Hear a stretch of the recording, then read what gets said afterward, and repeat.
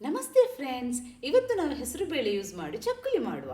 ಇದು ತುಂಬ ಚೆನ್ನಾಗಿರ್ತದೆ ಮತ್ತು ಮಾಡಲಿಕ್ಕೂ ತುಂಬ ಸುಲಭ. ಇದು ನಾನಿಲ್ಲಿ ಅರ್ಧ ಗ್ಲಾಸ್ನಷ್ಟು ಹೆಸರು ಬೇಳೆ ತೆಕ್ಕೊಂಡು ಅದನ್ನು ಚೆನ್ನಾಗಿ ತೊಳೆದು ಕುಕ್ಕರ್ನಲ್ಲಿ ಒಂದು 3/4 ಗ್ಲಾಸ್ ನೀರು ಹಾಕಿ 3 ವಿಸಿಲ್ ಬರುವವರೆಗೆ ಬೇಯಿಸಿದ್ದೇನೆ. ಚೆನ್ನಾಗಿ ಬೆಂದ ಹೆಸರು ಬೇಳೆಯು ತಣ್ಣಗಾದ ಮೇಲೆ ನಾವು ಅದನ್ನು ಒಂದು ಮಿಕ್ಸಿ ಜಾರಲ್ಲಿ ಹಾಕಿ ನುಣ್ಣಗೆ ರುಬ್ಬಬೇಕು.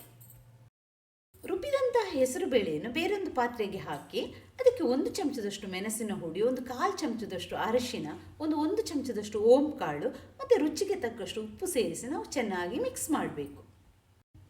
ಈಗ ನಾವು ಅದಕ್ಕೆ ಅಕ್ಕಿ ಹಿಟ್ಟು ಸೇರಿಸಬೇಕು. ನಾನಿಲ್ಲಿ 3 ಗ್ಲಾಸ್ನಷ್ಟು ಅಕ್ಕಿ ಹಿಟ್ಟು ತಗೊಂಡಿದ್ದೇನೆ ಮತ್ತು ಅದಕ್ಕೆ ಹಾಕಿ ಚೆನ್ನಾಗಿ ಮಿಕ್ಸ್ ಮಾಡ್ತಾ ಇದ್ದೇನೆ.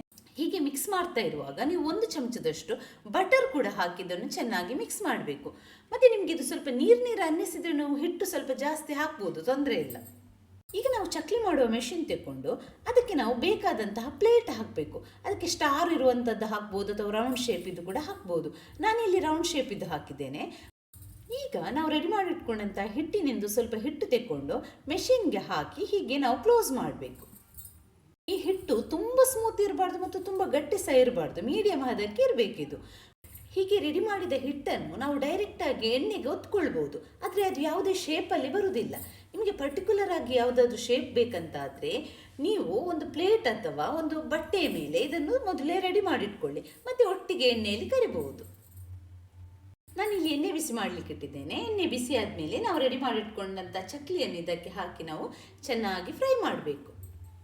ಇದನ್ನು ನಾವು ಮೀಡಿಯಂ ಫ್ಲೇಮಲ್ಲಿ ಫ್ರೈ ಮಾಡಬೇಕು, ಇಲ್ಲಾಂದರೆ ಒಳಗಡೆ ಬೆಂದಿರುವುದಿಲ್ಲ, ಹೊರಗಡೆ ಕಪ್ಪಾಗ್ತದೆ. ಹೀಗೆ ಎಲ್ಲವನ್ನು ಗೋಲ್ಡನ್ ಕಲರ್ ಬರುವವರೆಗೆ ಚೆನ್ನಾಗಿ ಫ್ರೈ ಮಾಡಿದರೆ ರುಚಿಯಾದ ಬಿಸಿ ಬಿಸಿಯಾದ ಗರಿ ಗರಿಯಾದ ಚಕ್ಲಿ ರೆಡಿ.